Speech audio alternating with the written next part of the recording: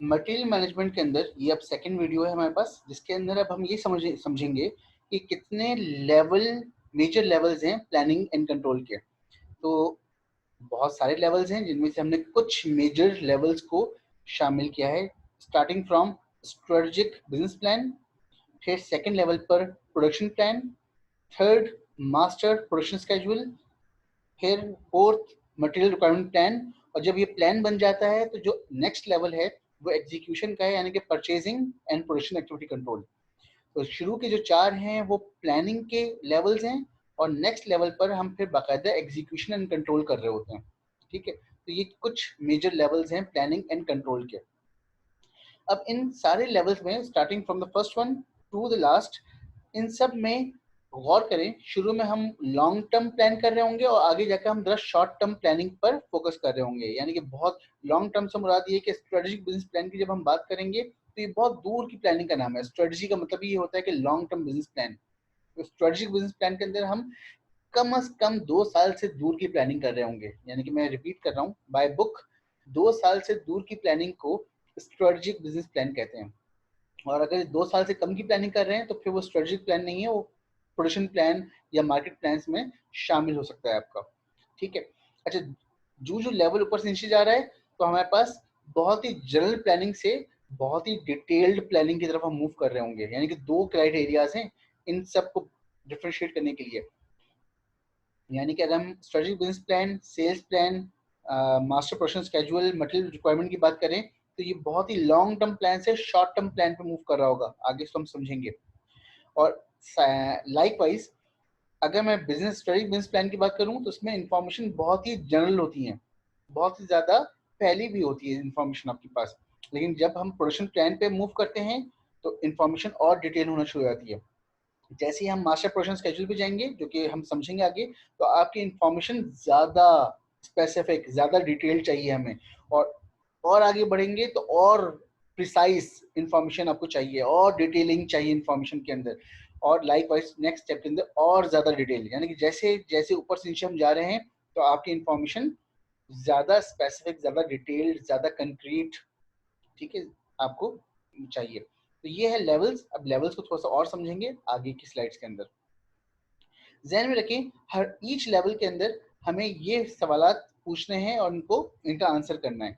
हमें हर लेवल पे क्या पूछना है? What to produce, how much and when. ये बिल्कुल वही बात हो गई जो प्रायोरिटीज के अंदर हमने समझा था। और एट द सेम टाइम हमें हर लेवल पे ये समझना है कि हमारे पास कैपेसिटी कितनी अवेलेबल है, rate of doing work, again हमारे पास रिसोर्सेज क्या मौजूद हैं, machine, man power, raw material, बहुत सारी बातें, और हम कितना प्रोसेस कर सकते हैं चीज़ों को। ठीक है। और बीइंग अ प्लानर आपका काम क्या है? How can the differences between priorities and capacities best be resolve. ये अगर हमने काम कर लिया, हम एक अच्छे प्लानर बन सकते हैं। लेकिन ये कहना आसान है, आगे हम इसको समझेंगे कि इसमें कैलकुलेशन क्या इन्वॉल्व होती है और किस तरह से हम मूव कर रहे होते हैं। ठीक है, मैं चाह रहा हूँ इस चीज को भी इसी इसी वीडियो में हम रिजॉल्व कर लेते हैं। प्लानिंग की जो हायरार्की होती है वो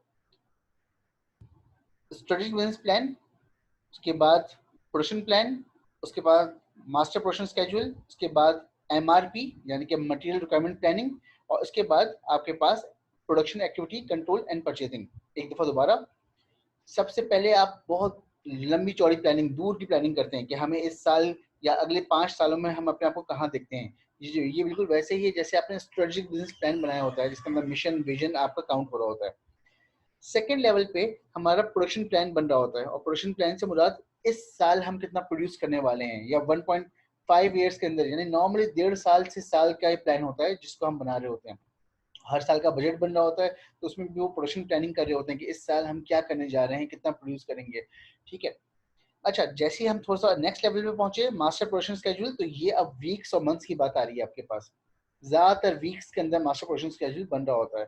ठीक है, हर वीक की प्लानिंग कि अब हमें किस तरह से करना है, तो हम ज्यादा ऑपरेशनल लेवल पर आते चले जा रहे हैं।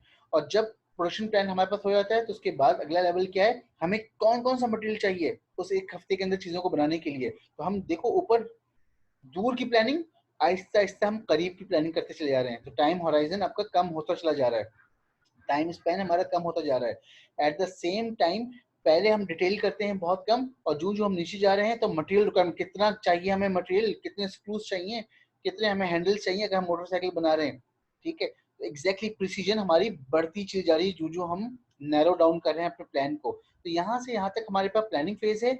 आखिरी फेज जो ये वाला है इसके अंदर हम इम्प्लीमेंटेशन कर रहे हैं।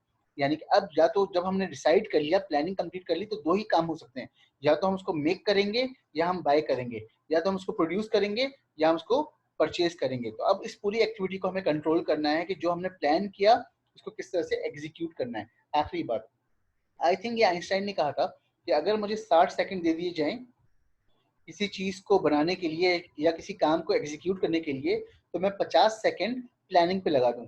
तभी गौर करेंगे प्लानिंग पे ज्यादा फोकस किया हुआ है, एग्जीक्यूशन तो फिर हो ही जाएगी। प्लानिंग अगर आपकी अच्छी हुई भी होगी तो एग्जीक्यूशन तो इंशाल्लाह बेहतर तरीके से हो ही जाएगी।